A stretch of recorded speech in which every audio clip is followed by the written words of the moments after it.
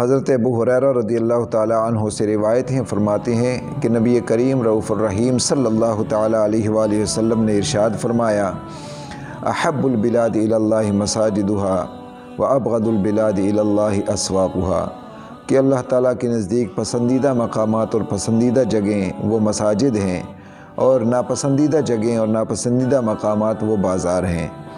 مساجد کیوں اللہ تعالیٰ کی پسندیدہ جگہ ہیں؟ کیونکہ یہ جنت کی کیاریوں میں سے کیاری ہے، یہاں پر اللہ کا ذکر ہوتا ہے، یہاں پر اللہ تعالیٰ کو یاد کیا جاتا ہے، آخرت کو یاد کیا جاتا ہے، قرآن و حدیث پڑھایا جاتا ہے، تعلیم حاصل کی جاتی ہے۔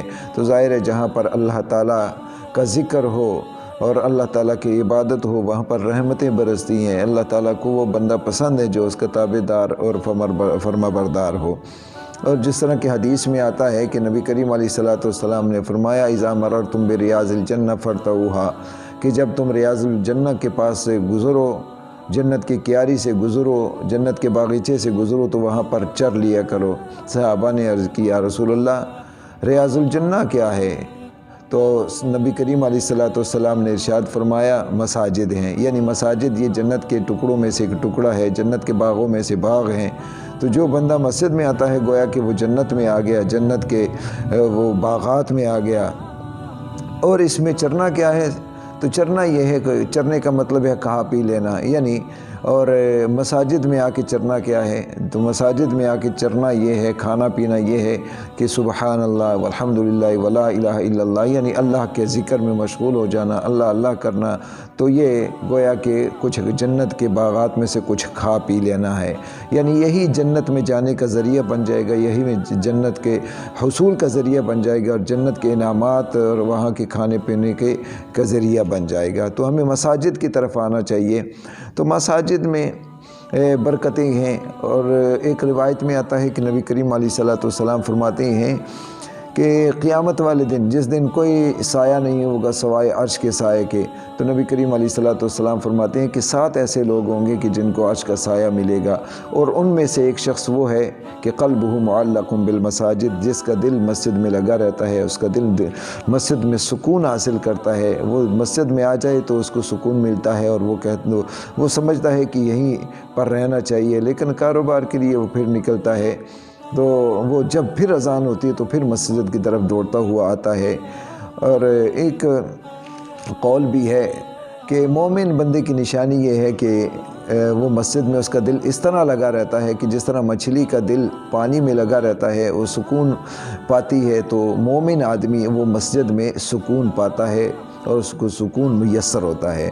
اور منافق آدمی کی علامت اور نشانی یہ ہے کہ جس طرح مچھلی پانی کے بغیر بے قرار اور بے سکونی محسوس کرتی ہے، تو اسی طرح منافق آدمی جب مسجد میں آتا ہے تو وہ بے سکونی اور بے قراری محسوس کرتا ہے۔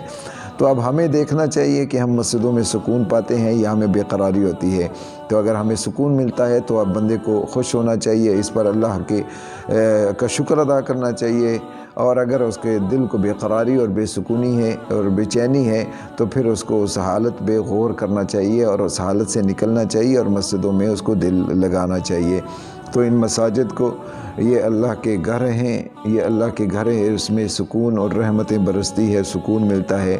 تو ہمیں چاہیے کہ ہم مسجدوں میں آئے اور بازار کی طرف نہ جائیں، اور بازار کیونکہ یہ اللہ تعالیٰ کے ناپسندیدہ جگہ ہیں اور ناپسندیدہ مقامات ہیں، شیطان کے اڈے ہیں، بندے کے ایمان خطرے میں پڑ جاتا ہے۔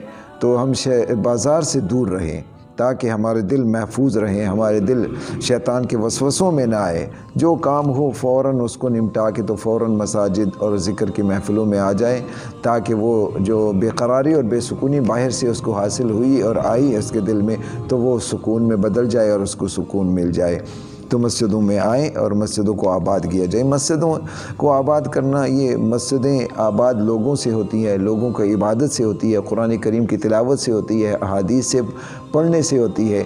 یہ مساجد کی آبادی، یہ عمارت یا اس میں خوبصورت ٹائلیں لگانا، اس میں پنکھے لگا دینا، اے سی ہیٹر لگا دینا، اس سے نہیں، بلکہ اس کی آبادی بندوں سے ہوتی ہے، اس میں تعلیم حاصل کرنے سے ہوتی ہے، تعلیم دینے سے ہوتی ہے۔